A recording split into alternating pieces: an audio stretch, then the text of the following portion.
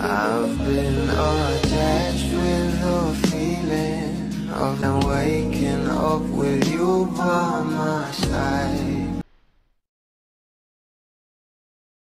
Dahil alam naman natin na kagabi ay talagang sabay ngang dumating itong ating couple para nga mag-celebrate sila ng success ng Can't Buy Me Love. At nandyan nga rin ang iba pang cast na sobrang saya talaga at talaga namang enjoy na enjoy nga sa performance ng ating couple.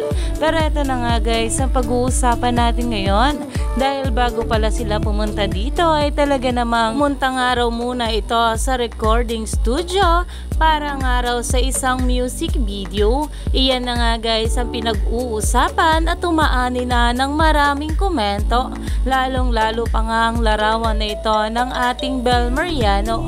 Kaya naman marami na namang mga bula ang sobrang na-excite sa magiging kaganapan ng ating couple. Lalong lalo pa nga at unti-unti na talaga tayong pinapakilig sa bawat eksena ng ating couple sa Can't Buy Me Love.